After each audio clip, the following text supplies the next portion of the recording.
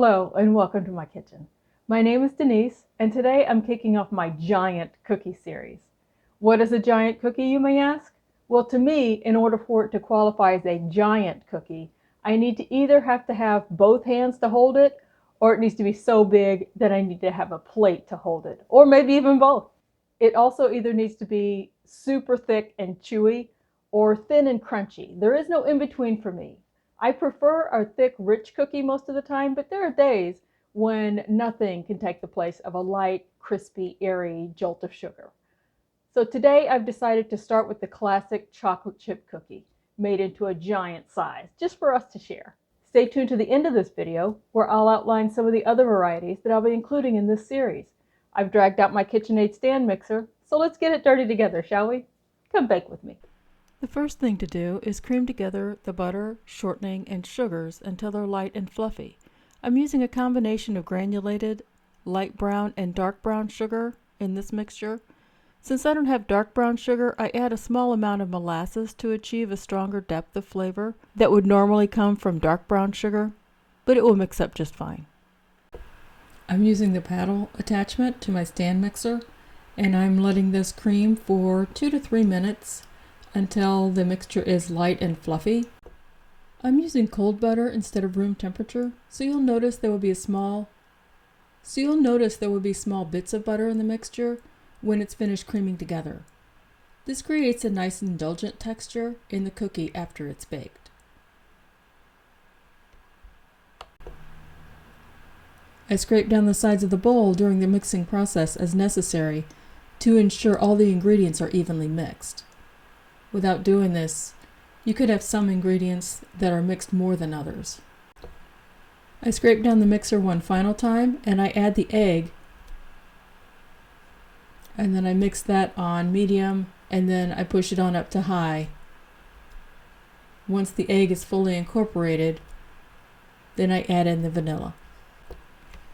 The flour mixture is a combination of bread flour, all-purpose flour, baking powder, baking soda, cornstarch, and salt. I'll give the exact measurements in the description box for you. I measured those out before I started and whisked them together so they'd be ready for me here. I'm using a combination of bread flour and all-purpose flour in this recipe. Bread flour has a higher protein content, which means more gluten will form while the cookie is baking, and this will lead to a taller, stronger cookie structure, which is what I want today. Once the flour is added, it is important to only mix it until the dough comes together. Overmixing it will cause the cookies to be tough, and that's not what we want. And the last step in this dough is to add the chocolate chips. I turn the dough out onto a parchment-lined baking sheet to use as a work surface. I'm using a rolling mat here with measurements on it to illustrate the size of the cookie rounds that I'll be making. I divide the dough in half and flatten each half into a circle about 5 inches in diameter and about 1 inch in height. It's okay if there's a dome on the top when you're finished here. That will just add a little more height to your finished cookie. I don't do that with mine, but it's okay if you want to. Divide the remaining chocolate chips across the tops of each cookie and gently press them down to set them in place. Without pressing them down, they could just roll off when the cookie is rising in the oven, and you won't get the same effect when it's finished. Preheat the oven to 365 degrees Fahrenheit while the dough rests in the freezer for 20 to 30 minutes. This is an important step for the dough so it rises when it's in the oven instead of spreading out.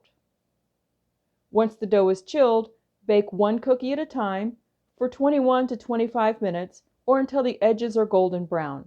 Depending upon your oven, you may need a little less or a little more time. Here's the cookie fresh baked out of the oven. It looks delicious.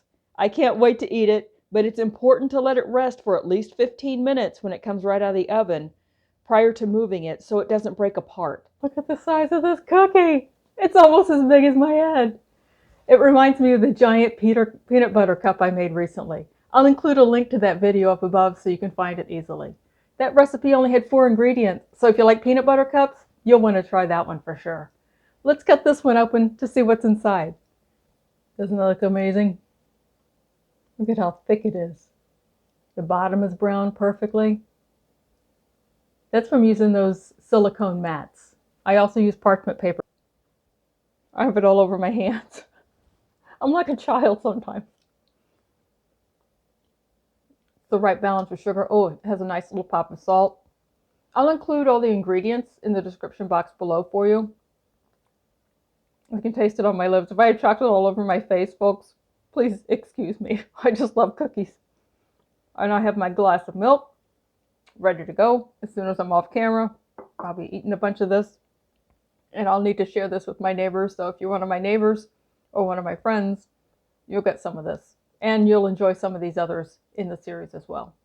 It has been so much fun kicking off this series with you. I plan to continue this series with some apple cinnamon breakfast cookies, so healthy-ish, chocolate chip peanut butter stuffed cookies, and some thin and crispy Fruity Pebbles type cookies. They're all in giant size, so I look forward to sharing those recipes with you. I hope you hit the subscribe button and hit the notification bell so you'll know when I upload each of those videos. If you have other cookies you want me to make into a giant size, leave me a comment below and I'll give it a shot. Thank you as always for joining me in my kitchen today. Until we see each other again, be safe and be well.